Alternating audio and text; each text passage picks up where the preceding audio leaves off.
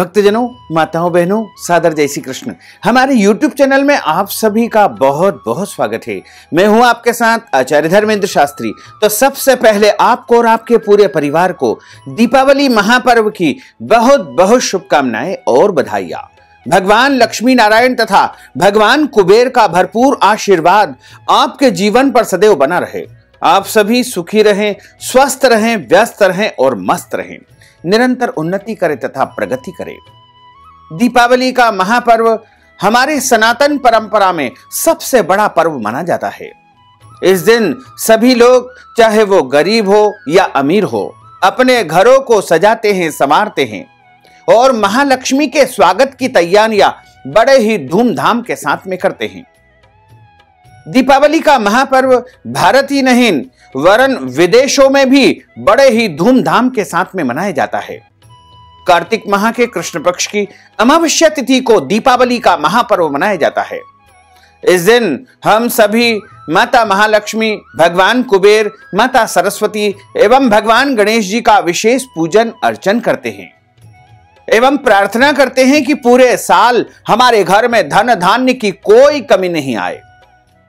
हमारे घरों में हम सभी दीपक लगाते हैं, रोशनी जगमगाते हैं और संपूर्ण विधि विधान के साथ में माता महालक्ष्मी का विशेष पूजन अर्चन करते हैं। लेकिन दीपावली के दिन जो भी कार्य हम करेंगे उसका असर हमारे जीवन पर पूरे वर्ष बना रहेगा, यानी पूरे एक साल तक उसका परिणाम हमको प्राप्त होता रहेगा। क्योंकि दीपावली के दिन जो पूजन अर्चन हमारे द्वारा किया जाता है उसका फल हमें निरंतर पूरे वर्ष मिलता ही रहता है। वैसे तो हम सभी शुभ मुहूर्त देख करके माता का पूजन करते हैं और उपाय भी करते हैं, लेकिन हम आज आपको बताने जा रहे हैं कि आपको दीपावली के दिन एक ऐसी वस्तु खा लेना है जिसको खाने से पूरे वर्ष आपके घर में धन धान्य की, रुपए पैसों की कोई कमी नहीं आएगी और पूरे वर्ष आपका घर धन संपत्ति वैभव से भरा पूरा रहेगा। तो सबसे पहले हम आपको दीपावली पर महालक्ष्मी पूजन का शुभ मुहूर्त बता दें। उसके बाद हम आपको बताएंगे कि कौन सी वस्तु इस दिन आपको खाना चाहिए जिससे पूरे साल आपके घर में रुपये पैसा बरसता रहे और आपके घर परिवार में सुख शांति समृद्धि बनी रहे। 4 नवंबर 2021 गुरुवार के दिन महालक्ष्मी पूजन का जो शुभ मुहूर्त रहेगा, सबसे पहला स्थिर लग्न के अनुसार यानी वृश्चिक लग्न सुबह 7:27 से आरंभ होगी जो कि 9:44 तक रहेगी। उसके बाद कुंभ लग्न जो कि स्थिर लग्न है वो दोपहर 1:36 से आरंभ होकर के 3:09 तक रहेगी। इसी प्रकार वृषभ स्थिर लग्न जो कि शाम को 6:20 से आरंभ होकर के 8:18 तक रहेगी तथा सिंह लग्न जो कि निशीत काल में यानी मध्य रात्रि के समय 12:50 से आरंभ होकर के 3 बजे तक रहेगी। और चौघड़िया अनुसार यदि हम मुहूर्त देखें तो सुबह 6 बजे से लेकर 7:30 बजे तक पहला चौघड़िया रहेगा। उसके बाद 10:30 बजे से अगला चौघड़िया आरंभ होगा जो कि दोपहर 3 बजे तक रहेगा। उसके बाद शाम को 6 बजे से 9 बजे तक भी श्रेष्ठ चौघड़िया रहेगा तथा प्रदोष काल का जो सर्वोत्तम मुहूर्त है वो शाम को 5:43 से आरंभ होकर के 8:18 तक रहेगा। इन शुभ मुहूर्तों में आप अपनी आस्था तथा परंपरा के अनुसार माता का पूजन करें और अपने घर में आप दिए जलाएं। वैसे तो दीपक प्रज्वलित करने का कार्य आपको सूर्यास्त के समय ही कर लेना चाहिए, चाहे जिस मुहूर्त में आप पूजन अर्चन करें, लेकिन आपको दीपक प्रज्वलित करने का जो कार्य है वो सूर्यास्त के समय यानी लगभग 5:43 के लगभग आपको कर ही लेना चाहिए। जैसे ही सूर्यास्त हो वैसे ही आपको एक थाली में 16 दीपक तैयार करना चाहिए। 16 दीपक कम से कम होना चाहिए, इससे अधिक दीपक भी आप अपने घर द्वार में प्रज्वलित कर सकते हैं। तो 16 दीपक आपको तैयार करना है। इन दीपकों में आपको 2-2 बत्तियां लगानी चाहिए और प्रत्येक दीपक में दो दो बत्ती लगाने के पश्चात, यानी दोनों बत्तियां एक साथ आपको लगानी है और इनमें तेल आपको भरना चाहिए। तेल शुद्ध तेल होना चाहिए। इसमें सोयाबीन के तेल का उपयोग कर सकते हैं, आप चाहें तो इसमें तिल्ली के तेल का भी उपयोग कर सकते हैं, सरसों के तेल का भी उपयोग कर सकते हैं, लेकिन कड़वे तेल का इस दिन उपयोग नहीं करना चाहिए। इसी तरह दीपक आप 16 दीपक एक थाली में रख दे और उनका पूजन अर्चन कर दे।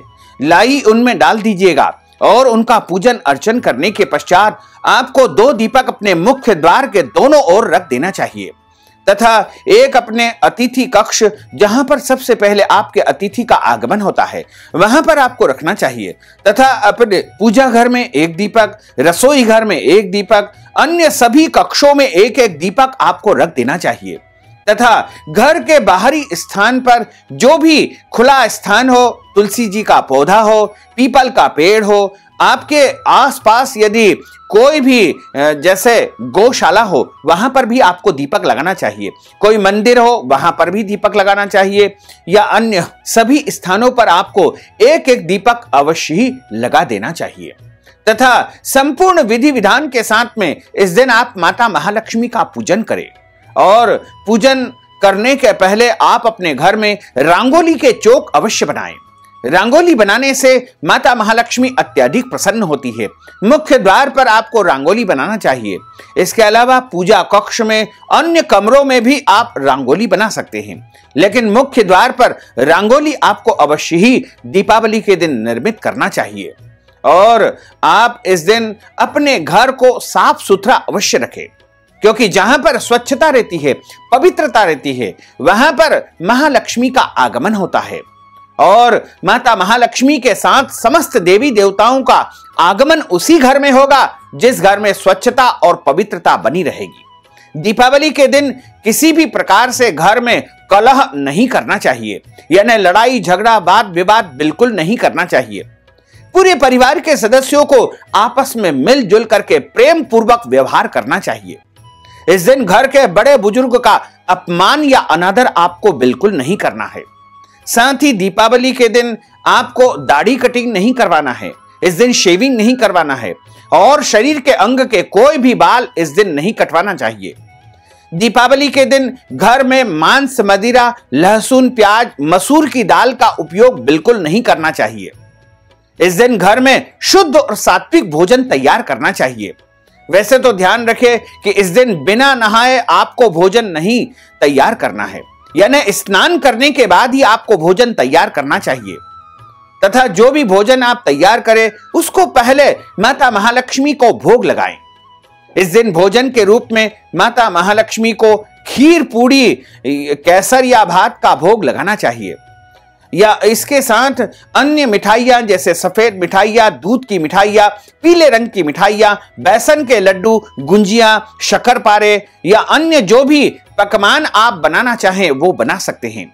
लेकिन ध्यान रखें कि इस दिन लहसुन, प्याज का उपयोग बिल्कुल नहीं करना चाहिए और शुद्ध सात्विक भोजन तैयार करके सबसे पहले माता महालक्ष्मी का भोग लगाए, समस्त देवी देवताओं को नैवेद्य लगाए और उसके बाद ही परिवार के लोग प्रसाद ग्रहण करें। महालक्ष्मी जी का जो पुष्प होता है वो कमल का पुष्प होता है और कमल के पुष्प से ही माता महालक्ष्मी का प्रागट्य बताया गया है। कमल का पुष्प माता महालक्ष्मी को सबसे अधिक प्रिय होता है, इसीलिए इस दिन पूजा में हम कमल के पुष्प अवश्य चढ़ाते हैं।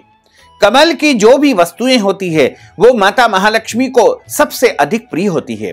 इसी प्रकार जो कमल के बीज होते हैं जिन्हें कमल गट्टा भी कहा जाता है, जिनकी माला महालक्ष्मी को चढ़ा करके और इस दिन तिजोरी में रखने से धन, संपत्ति और अपार वैभव की प्राप्ति होती है तथा इस दिन कमल के बीज यानी कमल गट्टे से हवन भी किया जाता है।